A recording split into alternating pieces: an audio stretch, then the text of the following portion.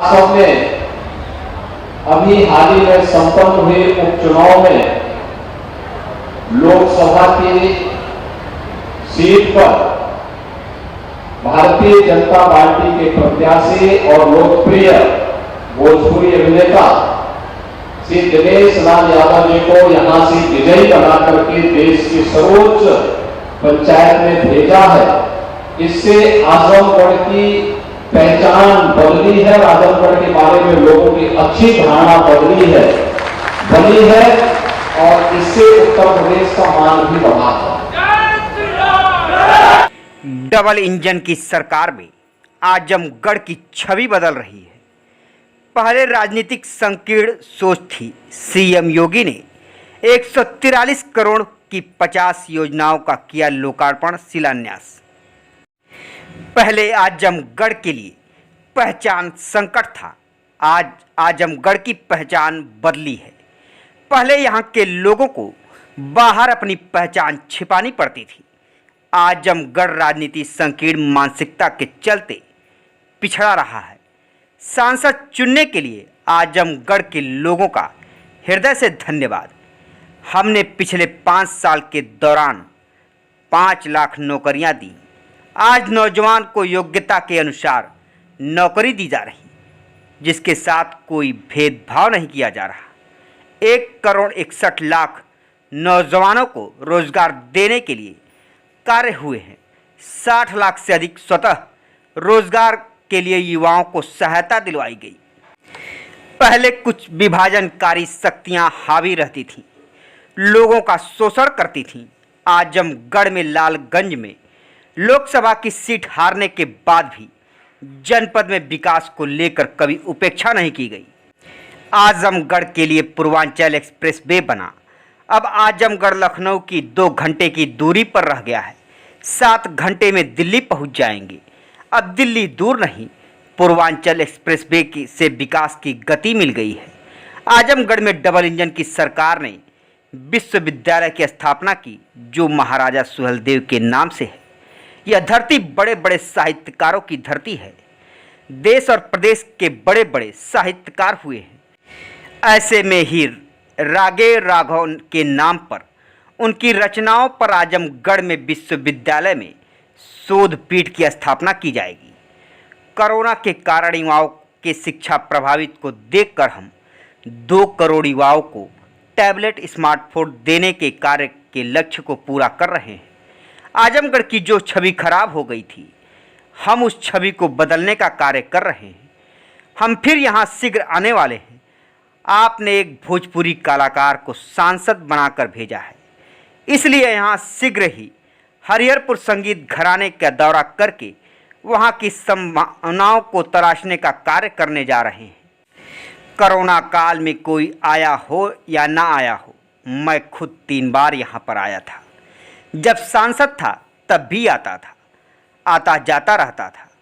आप सबको चुनाव जिताने पर हृदय से धन्यवाद देता हूँ। हम आज़ादी की अमृत महोत्सव को मना रहे हैं, इसलिए प्रधानमंत्री जी के संकल्प हर घर तिरंगा लहराना है, तो हमको 13 से 15 अगस्त तक हमको हर घर तिरंगा फहराना होगा। आपको ये लक्ष्य पूरा करना है। स्कूलों में क्रांतिकारी बलिदानियों के स्मरण करना चाहिए। उनकी स्मृति में बच्चों के उन क्रांतिकारी के वेशभूषा में फैंसी ड्रेस कंपटीशन कराना चाहिए। अमृत महोत्सव के इस लक्ष्य के साथ साथ आप सबको हृदय से धन्यवाद देता हूँ। जी आपको बता दें कि मुख्यमंत्री योगी आदित्यनाथ जी ने जनपद आजमगढ़ के आईटीआई ग्राउंड से यह उक्त बातें अपने संवाद में कहा।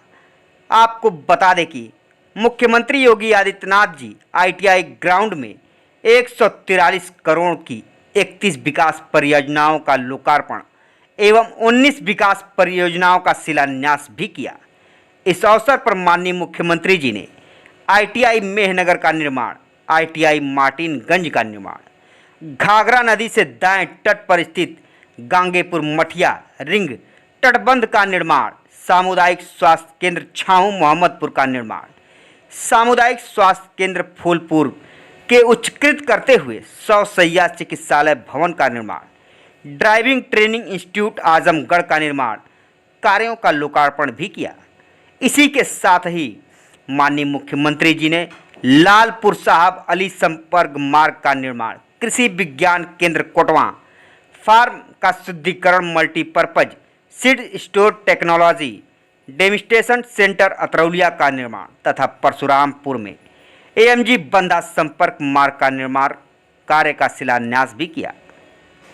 आपको बता दें कि इस अवसर पर मुख्यमंत्री जी द्वारा मंच से विभिन्न योजनाओं में 20 पात्र लाभार्थियों को डेमो चेक, स्वीकृति पत्र, आवास की चाबी प्रदान की गई, जिसमें सूर्यदेवी सुभाष चंद्र को प्रधानमंत्री फसल बीमा योजना में, तारा देवी अंजू देवी को इंटू सीड्स योजना में, पूनम कुसुम को स्वयं सहायता समूह की सीसी डीमो चेक, बदामी एवं मीना को मुख्यमंत्री आवास योजना में चाबी, अनीता प्रजापति को प्रधानमंत्री आवास योजना शहरी में आवास की चाबी, बुद्धूराम को पीएम स्वनिधि योजना में, प्रमोद कुमार यादव को मुख्यमंत्री युवा रोजगार योजना में, रामधारी यादव को ओडीओपी के, दयाराम को motorcycle with eye box, Yahiya Ansari को 3 व्हीलर एवं विथ आइस बॉक्स, ममता एवं जय भारत को आयुष्मान गोल्डन कार्ड योजना में, अर्पिता यादव को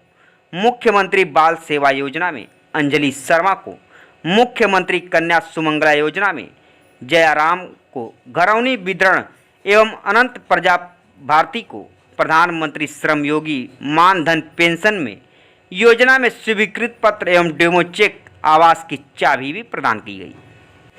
मुख्यमंत्री जी ने आईटीआई ग्राउंड में आयोजित कार्यक्रम में विभिन्न योजनाओं के लाभार्थियों को डेमो चेक, स्वीकृत पत्र, आवास की चाबी वितरित करने के पश्चात अपने संबोधन में कहा कि जनपद आजमगढ़ ऋषियों, मुनियों एवं साहित्यकारों की धरती है।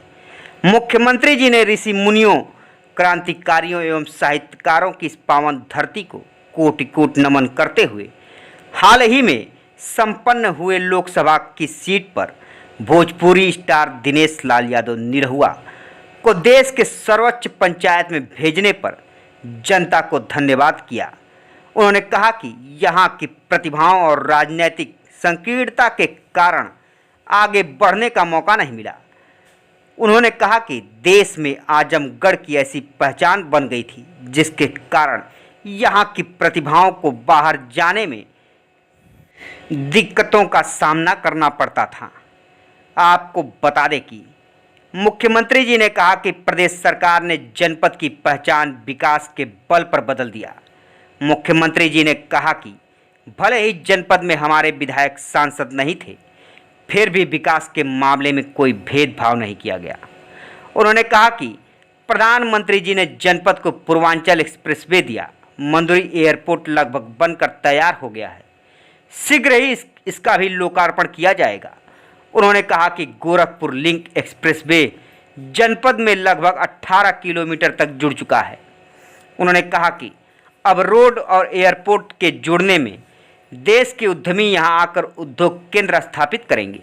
उद्योग केंद्र स्थापित होने से यहां के नौजवानों को रोजगार के बेहतर अवसर उपलब्ध होंगे। आपको बता दें कि मुख्यमंत्री योगी आदित्यनाथ जी ने कहा कि आज़ादी के शताब्दी वर्ष महोत्सव को मनाने के लिए प्रत्येक देशवासी पूरी ईमानदारी के साथ अपने कर्तव्यों का निर्वहन करे तो स्वयं एवं अपने गांव, नगर, जनपद, प्रदेश एवं देश को प्रगति के पथ पर अग्रसर होते हुए देश को दुनिया की ताकत बनने से कोई नहीं रोक सकता। इस अवसर पर मुख्यमंत्री जी ने स्वतंत्रता दिवस एवं आगामी जन्माष्टमी की हार्दिक बधाई भी दी।